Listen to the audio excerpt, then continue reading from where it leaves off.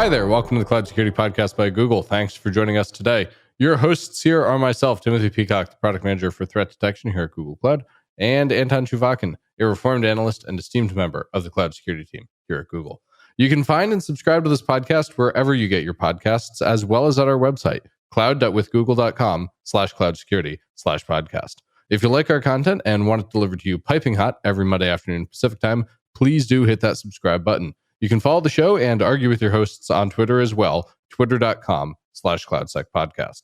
Anton, we're talking about security for SaaS today, which is kind of like cloud security, but for software in the cloud rather than, well, cloud in the cloud. That's a very cloudy explanation, frankly. I think that for a decent number of people, their first encounter with cloud is in SaaS, right? They use some kind of online service. I don't know, Google Workspace. Or perhaps Gmail since 2003. Gmail. Thank you. Exactly. So how do I secure Gmail? Is that the question? That's kind of the question. Oh, no. We have people who do that. You know that, right? And AIs, by the way, too. We talked to some of them. I think we've talked to some of those people and some of those AIs. Exactly. But this is actually, I think this is a really interesting episode because there's a lot of attack surface out there that you can't protect or instrument the usual ways. And so we're going to hear some interesting stories of how they've started to do that for their customers. And one of the more famous, or maybe I should say notorious Gartner acronyms will make an appearance. Oh, no. This was one of the first four-letter acronyms that got wide adoption, and that's CASB, C-A-S-B. I've met, you're making a face. I am. Listeners, I made a face. I do not know, or maybe I suppressed it in my mind. I don't know the story behind CASB acronym being coined, but I have a suspicion there was something, at least somewhat vile, was involved. Because who would call a security product a broker? What do you call it, a dealer? No, that makes no sense. Well, listeners, perhaps with that reflection on the art or dark science or necromancy of Gartner naming, let's turn it over to today's guest. I'm delighted to introduce today's guest, Ben Johnson, CTO and co-founder at Obsidian Security. Ben, thank you for joining us. We are seeing a lot of attention on SaaS security lately. Isn't SaaS security kind of like 2012? Well, first of all, thanks for having me, Tim and Anton. No, it's actually a hot area because, I think in the last 10 years, while a lot of the security investments were focused on premises or devices or that sort of thing, our businesses migrated everything to SaaS. And now everyone's realizing that the target is SaaS. The journey will end in SaaS. And so SaaS security is hot and we're excited to be part of it. So I still feel like when I hear about SaaS security, my mind pretty much just goes to CASB somehow. And maybe that's an elephant in the room. So would you be able to kind of quickly explain how is your technology different from what a CASB would do? And again, our comment about 2012 was kind of about when CASB was born, became hot. So how is it different from that? Yeah, so I think, first of all, and would love your perspectives to my comments here, but, CASB came out when everyone was realizing how much they didn't know about their environment in terms of what SaaS or what cloud was being used. And so, I've heard it CASB was actually designed to slow down cloud adoption, which I mostly agree with. But it was really about I think that's just straight up true. Yeah, which I really do think that, really it was about who is going to the cloud, who is, sort of transporting or sort of on the highway to get to these off-premises environments.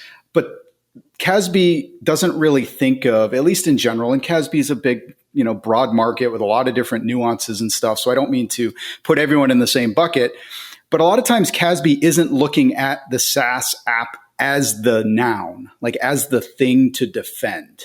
Right? It's really what's going to the cloud, what's coming from the cloud, but it's not really looking at what's going on inside the cloud or inside of SaaS, like that inside out view. And so that's really how we focus on it. We focus on the SaaS app itself is the thing to protect. And yes, you have to look for people, logging in and data moving out and things like that. But the actual surface area, thing to defend is the SaaS app itself. So to summarize that, it's the case that you're defending the inside of the SaaS app, not defending the enterprise from accidental shadow adoption of the SaaS app. Yeah, and I think when you get down to it, CASB has certain use cases that are, maybe a little bit different than ours. We tend to really think of ourselves as two halves of a coin. First is, you guys would appreciate this EDR for SaaS, right? That continuous threat monitoring, who's attacking it. Oh no, I think EDR, I just have to go cringe and like pull my hair out about EDR for SaaS. We just spend a moment about crying about this one.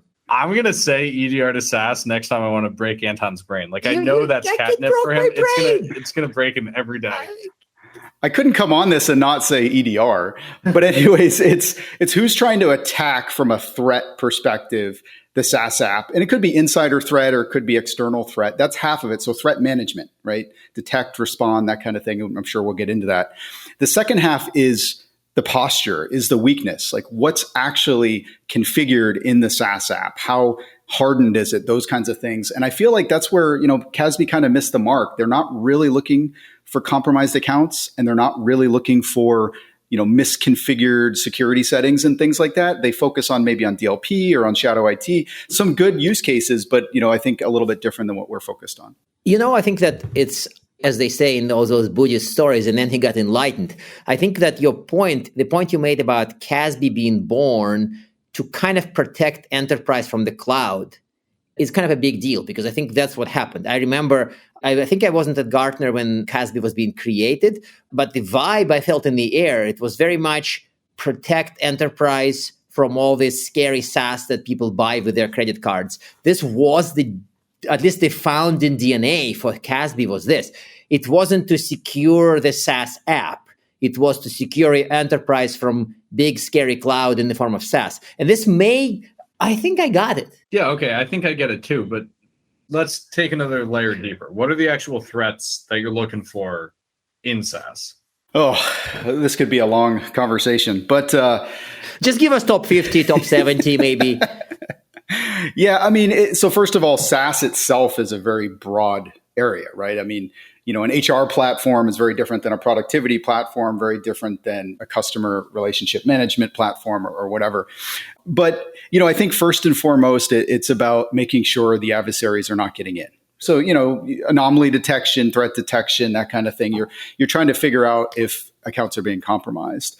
But then you're also looking at not just like phishing attacks and things, but it could be like malicious OAuth apps. We're starting to see a spike in that where, hey, if I get you to click on the new, Google Drive beta app, which is actually my fake app, then I don't care if you have MFA or anything else, right? I'm in. And, we can talk all about like OAuth and that kind of thing. On the insider. You haven't come up with some horrible variant of the word phishing to describe that? That's not phishing? Phishing? SaaS phishing? I don't know. Phishing? I think that's sufficient. Sufficient. But why don't you go on? Yeah, no, for sure. And then once people are in, then there's all sorts of, techniques, right? And, I think MITRE and others are trying to work on the SaaS version of attack and that kind of thing. But it could just be simple business email compromise. It could be full-blown source code theft, those kinds of things. It could be sharing all your documents out. I think fortunately we have not seen too much destruction yet. And I think that part of that is maybe because the SaaS providers themselves could help counter that, but maybe having backups and things that are, not accessible to the attacker. But then, you get things like token theft. We've seen an uptick in session hijacking, token theft, where if I get your Okta token or, your IDP token, I'm in. Right? I'm into all your environments, and it could be man in the middle. It could be browser compromise, but we've seen them for sale, on the dark web and other places. And once I'm in, then, now I'm into your on-premise apps maybe or whatever, because I got through your IDP. So, I could talk a lot more, but, I think there's a lot of things that are very similar to what we saw in endpoint or other areas of attack. They've just morphed enough to target SaaS. So we sometimes say how in the cloud identity is kind of so central, so critical, but here it's almost like it's the only thing. Sure, there are vulnerabilities in SaaS, they're exposed APIs, but the role of identity in this is like even more central. It's like overwhelming presence. You mentioned tokens, credentials, it's all rotates around identity. Yeah. That's really interesting. Yeah. So it sounds like it's really hard because securing public cloud in the form of infrastructure as a service, you're ultimately securing, three platforms, us and the other two guys, right? But in SaaS, you're securing not 800 plus. 800 plus different things. So it's like, it makes me kind of scared a little bit for your sake and for CASB's sake. So what are the actual challenges in securing SaaS apart from the sheer number of, SaaS? I ache for your PMs who have to prioritize all those. Like, that sounds terrible. They're going to love your empathy there. Yeah, I think PM job number 0. Yes. I think my biggest surprise in the last 5 years of working on this problem is how disconnected the security team typically is from the application owner.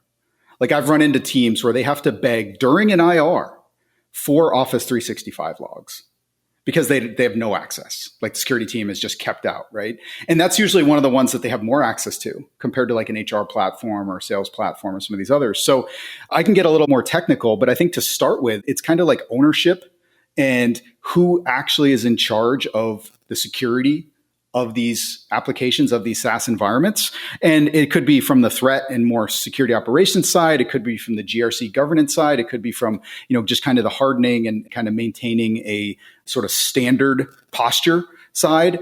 And so I think first and foremost, it's really like ownership and bringing together multiple parties, which we've had to do a lot with our customer engagements, right? And it does, I think it forces some good conversation. And then you start to talk about, the diversity, the entropy, the logs in maybe one of your platforms are very different than the logs in some, other platform. And everyone, names things differently. And unfortunately, we didn't standardize 10 years ago. And so now it's just exploded. And some people, it's XML, and others it's JSON events, and others you have to run PowerShell to enumerate configuration settings. Or download PDFs sometimes. Yeah. And I call that problem, Ben? I call that the Anna Karenina principle of clouds. Every happy family is alike. Every unhappy family is different in their own way. Every cloud logs in their own way. It's just different. But for SaaS, some don't log at all. The other thing Ben was saying, though, there, which I think is really interesting and a theme we see a lot, is that the teams didn't even have cooperation. Right, correct. Like, Ben, you're almost describing not selling a technology, but selling like marriage family counseling services there, which I always say would be a great security business, but not a very high multiple on exit because it would be services, not technology. Yeah, for sure. I think you've put it well. And everyone we run into wants to do the right thing, right? I mean, the people that have the least security knowledge, but maybe are the admins for certain, platform or SaaS, they want to do the right thing. They want to help. They want to, keep attackers out. They want to harden all of that. But they're more incentivized by uptime and availability, kind of the classic tension between productivity and security and that kind of thing. And then security wants to do the right thing, but they don't feel ownership, or they have no access, or, they know they're going to get yelled at if they, lock out the CEO or something from his or her email or something like that. So, everyone wants to do the right thing, but yeah, that's a challenge. And I think, especially without true, kind of framework around who should own these things, as well as without a technical standard, it just means that people like us have to do all sorts of crazy work to try to, analyze all the information and then boil it down to threats and risks. And presumably there are also people who treat SaaS security as kind of a paper/contractual problem, right? At least with infrastructure, you assume that there's infrastructure security, but I've met enough people who think that SaaS security is not even about CASB. It's about the right checklist they send to the vendor. So there's that angle, which to me, in my mind, doesn't make your job any easier, right? Because they think SaaS is secure because they signed the paper. How common is this, or is this hopefully mostly gone by now? I think it is shifting. I think you're completely right, but I think it is shifting where that shared responsibility model, everyone focused on the other side, right? Yep. I like that. Shared responsibility model. It's the other side. That's the magic. You know what we call it? Terrible. We call it shared fate. We've tried to play up that term, especially internally in your enterprise, because, if something happens, it's on security, it's on the app owner, maybe IT, somebody else. But yeah, I think we're seeing it shift where you do need the contractual things in place, protections in place, where if the SaaS vendor gets compromised, under the hood, or, there's a privacy leak or something like that, that how they're going to respond or what they're liable for. But again, to sort of beat a dead horse, like you have so much responsibility yourself. Who's accessing it? Who has credentials? How are you configuring it? What are the clients used to access it? And we are seeing people wake up a lot to that, but it's still a little earlier, I think, in the journey. So we sort of started with this whole elephant in the room being CASB. And in my experience back in my analyst days, CASB has been the fastest growing security market. As far as I recall, it was the shortest time to Magic Quadrant in history. And of course, a lot of people kind of equate securing SaaS with using CASB. And in the beginning, we sort of talked about how the DNA of CASB being in, like at this point, 10 years ago, is different. But imagine that I'm a customer and I've deployed a market-leading CASB and I did the discovery, did other stuff, and maybe it's an inline API CASB, I don't know, all of that. What am I missing? If I assume the box is checked, I got CASB, I deployed it well, what am I missing? Yeah, it's a great question. And I don't mean to put everyone into the exact same bucket because I do know it's okay. We don't have a CASB product, right? So it's okay if you beat a couple of CASB vendors up, right? Sure. I think first and foremost, it's like, is this a tool that is actively being used by your security team, like day to day? Right? Because a lot of times what we see is it gets set up almost like a firewall, right? Because it's more focused typically on control versus visibility. And then the security team's not really using it in the day-to-day needs, visibility, investigation, threat hunts, all these other, areas. And so then when you start to talk to the organization about, well, how is your SOC using this? Or how is your IR team using this? And typically the answer is they're not. So then the question is, well, what are they doing? And it's like, oh, well, in addition to the CASB, we're trying to pump all these like raw logs to a SIM or something like that, which is, it's okay. But then you're forcing all these people to be experts in these various SaaS logs and try to build detection rules and things like that. So, I think really on the threat side, it's really about, sort of those optimized threat detections, optimized triage and response. And then I can certainly talk a lot about posture management and hardening, but, I've probably said enough already to hear what you guys have to say. No, Ben, I love this answer because we were arguing at lunch about whether it was better to be the produce section of the grocery store or the frozen foods aisle. And what you're describing of these detections ready to go for the different SaaS things out there, that's the frozen foods aisle in our lunchtime argument. And I really love that because I'm a frozen foods vendor as well. And Anton's like, oh, no, everybody wants to cook from scratch. I'm like, no, my friend. Nobody's got time to cook. Who's got time to chop up the lettuce? They just want to eat dinner. So let's get them a delicious and nutritious meal that they just pop in the microwave. True. My argument was slightly different. I was pointing out that everybody wants to modify what got shipped to them, not cook from scratch. But this to me is it's a debate we've been having for a good number of months at this point. And at some point, we'll have a podcast episode where we argue between ourselves and then only the detection literati would care about this. But at least the point is there. It's really hard to build good detections for the top 800 SaaS security problems, right? I don't see an enterprise doing it. I can see the vendor do it. So I this guy doing it. I get that. Yeah. Yeah. And I mean, there's a lot of work that goes into understanding, the different events and just sort of what's normal, right? So then you can even start to baseline and look for anomalies and that kind of thing. But then, the whole like hardening and posture side too. I mean, typically, I don't think CASB is focused enough on where are you weak in your configurations? And then we haven't even really talked about things like admins and overprivileged users, because that's also an area I think that the CASB didn't really or doesn't really typically address is tell me who has too much access and who's not even using their access and those kinds of things, because that's a huge concern as well. Yeah. And then once you start looking at who's not using their access, you can get into cost savings for people. And there's lots of nice stuff there when it comes to per seat licensing. But I want to talk a little bit about the architecture for all this. When you guys plug in, are you inline like another network appliance? Are you API based? How do you get this thing up and running? And how do you show users that quick time to value that everybody wants in security product these days? Yeah, well, fortunately, I had years of asking everyone to install endpoint drivers and agents. It's like the ultimate torture. So everything is easier by comparison. Come on. Is that where all his hair went, do you think? That is. And so every time you ask to install an agent, you lose another strand. Yeah. And so with this one, it's all API. So we joked about OAuth before, but we're typically an OAuth onboarding process, a couple clicks, and you're already pulling information, pulling logs, pulling other data from the SaaS API. And, typically in a 30-minute call, even a very large enterprise is onboarded. So we really took that rapid time to value to heart, and everyone wants a quick win. Right? No one wants a 12-month security project. Everyone wants a quick win. And so you have to have that rapid onboarding in order to get there. Shinran and Hassan must love that. They do. Yeah.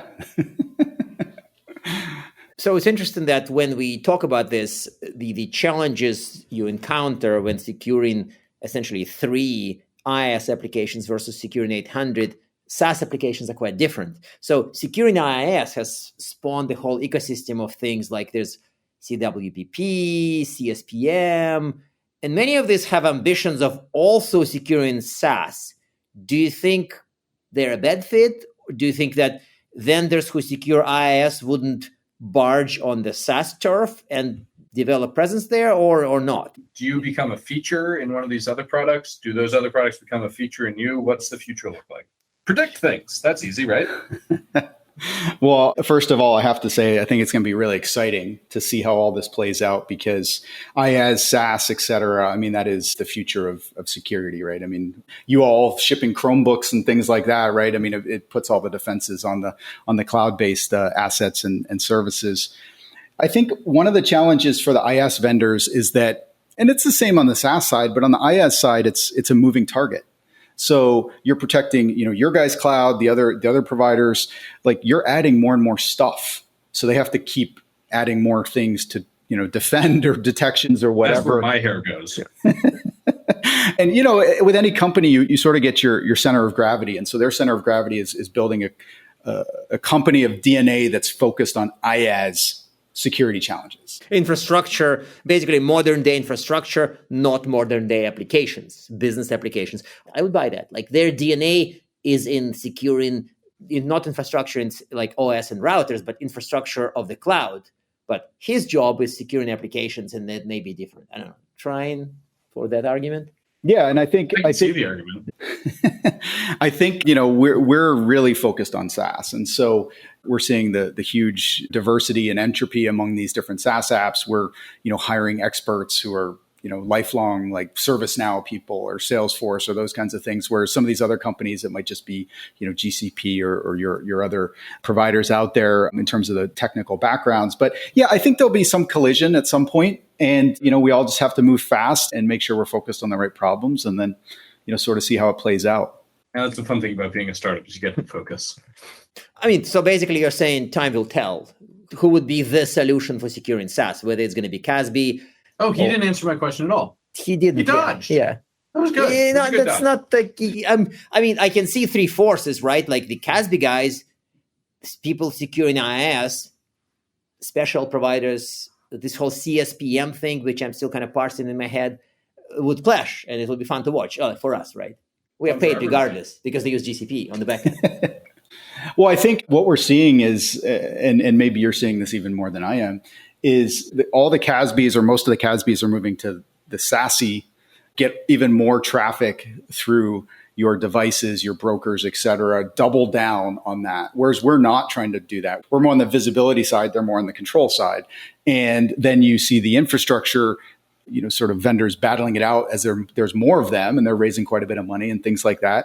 And then in the SaaS side, you see other, startups and things too. So it's really developing its own ecosystem. And then you see SSPM, SaaS Security Posture Management. And I'm sure we'll get some other terms before it's all said and done too. So yeah, it'll be really interesting to see how this all plays out. I actually really like that point about going for visibility as opposed for getting in line. I think that's such a better position for so many reasons. My first team here at Google actually is exactly that way. And our stickers for that team say equo elapso, which is Latin for with the horse having already left the barn.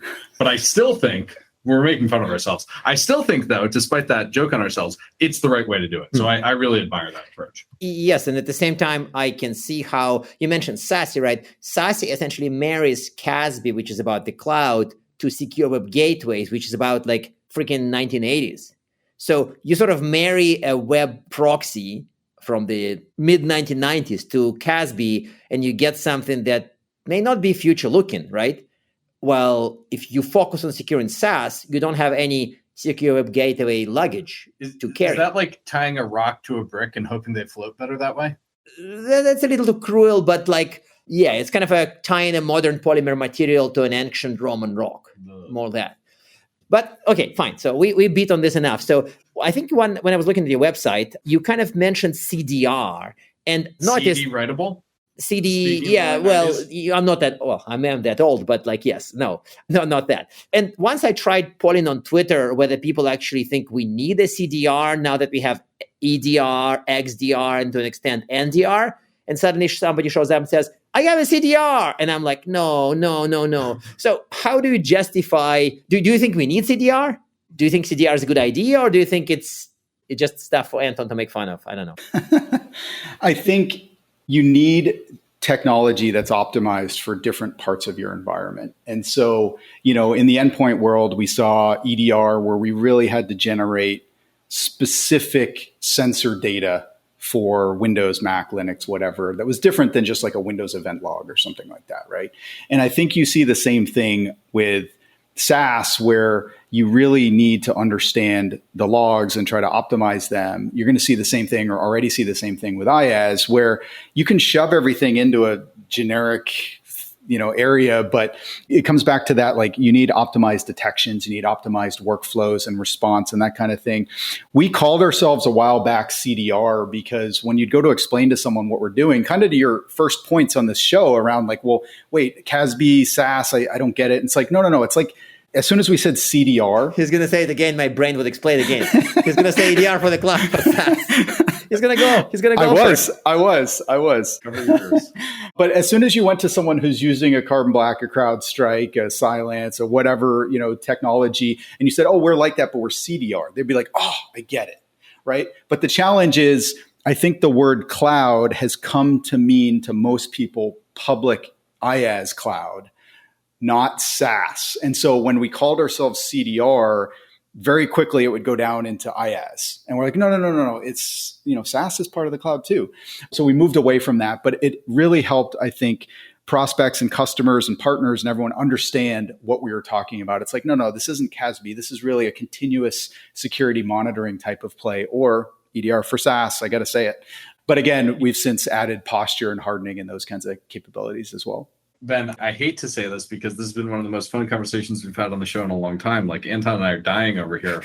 We have to ask the closing questions. First, do you have one tip to improve your SaaS security, either threat side or posture side? And then 2, recommended reading. And I hate asking this today because this has been too much fun. Oh, man. I think the challenge is both of those questions, boiling them down to one answer. So I think you can give 2 answers. You don't need to give one answer. There's no bonus points for that. Okay. I think on the SaaS side, maybe I'll give 2 types of an answer. So one is like, you got to get your security team with access to your SaaS apps, right? So more on the sort of relationship side, the process side, like, you got to get access to that, right? That's number 1. Number 2, on the technical side, is just, there's so much going on that you don't understand in SaaS. You got to figure out some way from a technical standpoint to get visibility, which is why I started with number 1. Like, if you don't have access, you can't have visibility. Maybe I'll throw a third part in there just to to give someone an answer they can act on right away. But, I think if you can harden the entry vector, right, through, maybe turning off OAuth apps or making sure, SSO and MFA are enabled, you got to do that. And I know to some people, maybe that's security 101, but it's still hard for a lot of organizations to get 100% coverage on things like SSO, MFA. Watch out for those backdoor accounts that somehow don't go through SSO, those kinds of things. And I know that was like 5 answers there. On a reading, I think, I don't know if you're asking more broadly, but, we try to put out blogs and things like that around SaaS security and just other security topics. MITRE is doing some work with a SaaS version of the attack framework. CISA just put out SCUBA. I don't know if you guys have heard of this. SCUBA? Yeah, they just coined the term SCUBA, which is Secure Cloud Business Application, which means Google Workspace, Microsoft 365, et cetera, SaaS basically. So they just put out SCUBA. And then if people are looking for a book recommendation, my favorite book is Essentialism. It has nothing to do with SaaS security, but it will help your overall security and productivity. It's like EDR for your life. Right. Thank you. Well, I'm looking forward to taking a deep dive on SCUBA. You should. It goes deep. All right, Ben, thank you so much for joining us today. I've enjoyed this conversation. I hope you have. Listeners, I hope you all have. Thank you so much. I had a great time. And now we are at time. Thank you very much for listening and, of course, for subscribing. You can find this podcast at Google Podcasts, Apple Podcasts, Spotify, or wherever else you get your podcasts. Also, you can find us at our website, cloud.withgoogle.com/cloudsecurity/podcast. Please subscribe so that you don't miss episodes. You can follow us on Twitter, twitter.com/cloudsecpodcast. Your hosts are also on Twitter at Anton_Chuvakin and _Team Pico. Tweet at us, email us, argue with us, and if you like or hate what we hear, we can invite you to the next episode. See you on the next Cloud Security Podcast episode.